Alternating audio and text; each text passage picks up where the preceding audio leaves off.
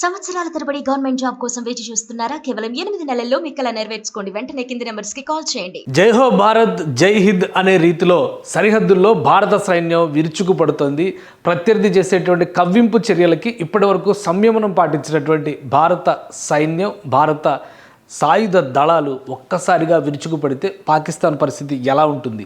విలవెల్లాడిపోయేటువంటి స్థితిలో ప్రస్తుతం పాకిస్తాన్ ఉంది. పాకిస్తాన్లో కీలకమైనటువంటి 12 నగరాలపై రాత్రి 8 గంటల నుంచి మొదలైనటువంటి ఎయిర్ స్ట్రైక్స్ విపరీతంగా ఉక్కిరి బిక్కిరి చేస్తున్నటువంటి పరిస్థితి ఎదురవుతుంది. ముఖ్యంగా 2 అంశాలను ఇక్కడ దృష్టిలో పెట్టుకోవాలి. మొదటి నుంచి కూడా యుద్ధానికి సంబంధించినటువంటి కవ్వింపు చర్యల్ని పాకిస్తాన్ ఆర్మీ చేస్తూ వచ్చింది. ఎప్పుడైతే ఆపరేషన్ సింధూర్ భారత్ సక్సెస్ఫుల్గా నిర్వహించిందో ఆ తర్వాత నుంచి జమ్మూ కాశ్మీర్ సరిహద్దుల్లో తుపాకీల గోల అలా వినిపిస్తూనే ఉంది. మరోవైపు నుంచి లాహోర్ సరిహద్దు ప్రాంతం, అటు పంజాబ్ పరిసర ప్రాంతాల నుంచి కూడా వరుస పెట్టి దాడులు చేసేటువంటి కుయుక్తులను పన్నింది పాకిస్తాన్. ఆ తర్వాత రాత్రి సమయానికి పరిస్థితులు మొత్తం కూడా మారిపోయాయి. రాత్రి 7 గంటల నుంచి 8 గంటల సమయంలో ముఖ్యంగా ధర్మశాలలో ఉన్నటువంటి ఐపీఎల్ క్రికెట్ మ్యాచ్ను లక్ష్యంగా చేసుకునేటువంటి క్రమంలో జమ్మూ కాశ్మీర్లో భారీ ఎత్తున దాడులకి పాకిస్తాన్ పాల్పడింది. ఈ క్రమంలోనే భారత్ దాన్ని తిప్పికొట్టేటువంటి వ్యూహాన్ని అనుసరించింది. అదే క్రమంలో భారత్ పైన చేసినటువంటి అన్ని క్షిపణులను విధ్వంసం చేయడం అనేది ఆసక్తికరమైనటువంటి అంశంగా మనం చూడాల్సి ఉంటుంది. మరీ ముఖ్యంగా సరిహద్దుల్లో జరిగినటువంటి విషయాలని కొన్నిటిని మనం ప్రత్యేకంగా దృశ్యాల రూపంలో చూసేటువంటి అవకాశం కూడా కలుగుతుంది. దీనికి ప్రధానమైనటువంటి అంశం ఏంటంటే సరిహద్దు ప్రాంతాల్లో చాలా చోట్ల పాకిస్తాన్ క్షిపణుల్ని వరుసపెట్టి ప్రయోగిస్తూ ఉంది. క్షిపణులు అది కూడా పౌర నివాసాలపైన క్షిపణులు ప్రయోగిస్తున్నటువంటి పరిస్థితి. వాటిని కూల్చివేసేటువంటి క్రమంలో సుదర్శన చక్రంలాగా భారతదేశ సైన్యం ఉపయోగించిన అస్త్రం S-400. ఈ S-400కి సంబంధించినటువంటి మిసైల్ డిస్ట్రాయింగ్ వ్యవస్థలు సమర్థంగా పనిచేశాయి. ఒకేసారి జమ్మూ ఎయిర్పోర్ట్ని టార్గెట్ చేస్తూ పాకిస్తాన్ చేసినటువంటి ఇది దాడి, క్షిపణుల దాడి, ఆ దాడికి సంబంధించినటువంటి దృశ్యాలు చాలా వరకు రికార్డ్ అయినాయి. కానీ ఆకాశంలో ఎగురుతున్నటువంటి క్షిపణుల్ని ఆకాశంలోనే ధ్వంసం చేసింది S-400 సక్సెస్ఫుల్గా. ఒక్క మిసైల్ని కూడా నేలపైన తాకనిచ్చినటువంటి పరిస్థితి లేదు. ఒక్క జమ్మూ విమానాశ్రయం పైనే 30 వరకు రాకెట్లతో దాడి చేసింది పాకిస్తాన్ అంటే అక్కడ సివియారిటీని అర్థం చేసుకోవచ్చు. వాటిని సక్సెస్ఫుల్గా నిర్వీర్యం చేయడంలో, ధ్వంసం చేయడంలో భారత రక్షణ వ్యవస్థలు పటిష్టంగా పనిచేశాయని చెప్పని మనం భావించవచ్చు.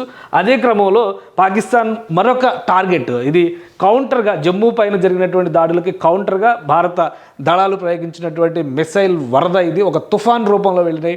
ఒకటి కాదు ఒక్కొక్క నగరాన్ని టార్గెట్ చేస్తున్నటువంటి ప్రయోగాలుగా వీటిని మనం చూడాల్సి ఉంటుంది. ముఖ్యంగా ఇండియాకి సంబంధించి ఎక్కడ కవ్వింపు చర్యలు జరిగినప్పుడు కూడా ఇది జైసల్మీర్ ప్రాంతంలో జరిగినటువంటి దాడి ఒకటి కాదు, వరుసగా దాదాపుగా 2500 కిలోమీటర్ల మేర పాకిస్తాన్తో ఇండియాకి బార్డర్ ఉంది. ఒకసారి దాన్ని కూడా అనలైజ్ చేసేటువంటి ప్రయత్నం చేద్దాం. ఇండియాకి ఉన్నటువంటి బార్డర్ని ఉపయోగించుకునే పాకిస్తాన్ విరుచుకుపడేటువంటి ఒక వ్యూహాన్ని రచించింది. ఆ క్రమంలోనే భారతదేశానికి సంబంధించినటువంటి సరిహద్దులో ఇక్కడ చూస్తే కనుక మనం క్లియర్ పిక్చర్లో చూస్తే ఇది గుజరాత్ నుంచి మొదలయ్యేటువంటి ప్రదేశాలు. గుజరాత్ నుంచి మొదలైతే కనుక ఇక్కడ జమ్మూ కాశ్మీర్ వరకు ఉన్నటువంటి సరిహద్దులు మొత్తం కూడా. అయితే ఇక్కడ ఆక్రమిత కాశ్మీర్లో ఉన్నటువంటి ఆజాద్ కాశ్మీర్ పరిసర ప్రాంతాల నుంచి చూసినా కానీ ఈ కింద పంజాబ్ దగ్గర నుంచి రాజస్థాన్ నుంచి గుజరాత్ వరకు చూస్తే కూడా దాదాపు 2100 కిలోమీటర్ల సరిహద్దు రేఖ భారతదేశానికి ఉంది. ఒక్క కాశ్మీర్ పైనే కాకుండా వరుస పెట్టి గుళ్ళ వర్షం క్షిపణుల్ని పంపించేటువంటి ప్రయోగం పాకిస్తాన్ నుంచి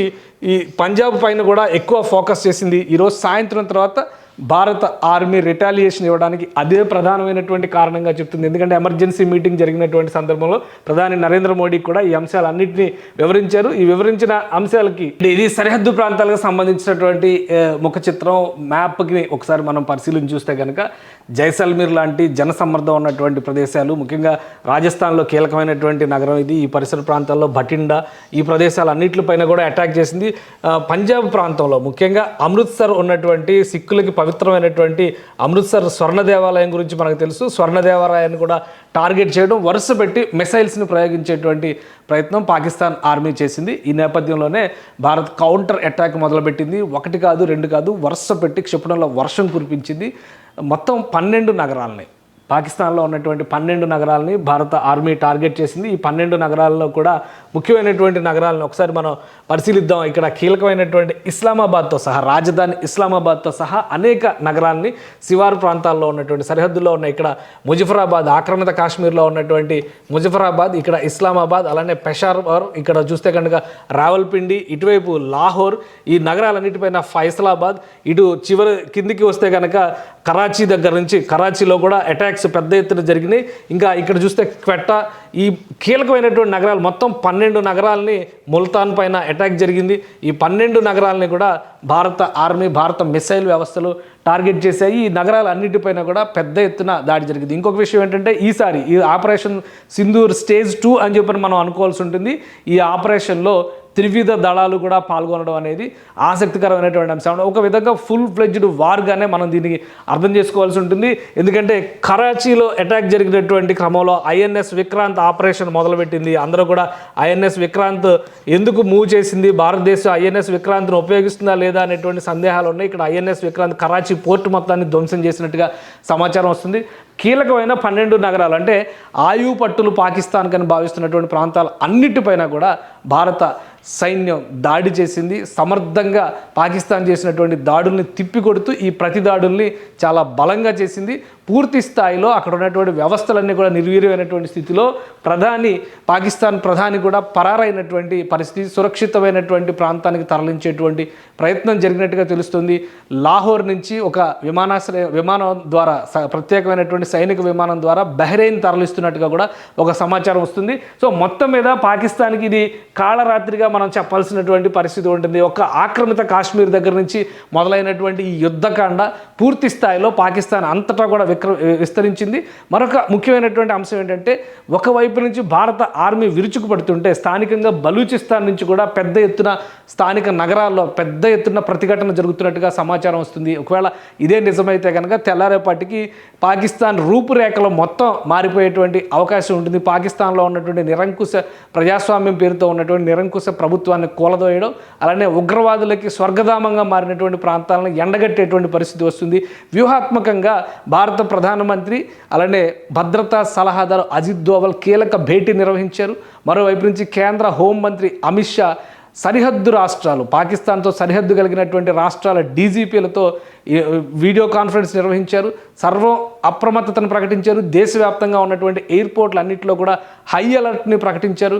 రేపు ఉదయానికి ఏం జరిగినా కానీ అందరూ ప్రిపేర్ అయి ఉండాల్సినటువంటి అవసరాన్ని ప్రకటించారు. ఆదివారం వరకు పంజాబ్లో, ఢిల్లీలో, రాజస్థాన్లో, సరిహద్దు గ్రామాలు ఉన్నటువంటి ప్రాంతాలు అన్నింటిలో కూడా విద్యా సంస్థలకి, కార్యాలయాలకి కూడా సెలవులు ప్రకటించినటువంటి పరిస్థితి. అంటే దాదాపు యుద్ధం వచ్చినట్టుగానే భావించాలి. ఇది యుద్ధ సన్నద్ధత కాదు, యుద్ధం వచ్చినట్టుగానే భావించాలి. అధికారిక ప్రకటన లేదు. ఇది ప్రతిదాడిగా జరుగుతున్నటువంటి సమరంగా భావించాల్సినటువంటి అవసరం ఉంటుంది.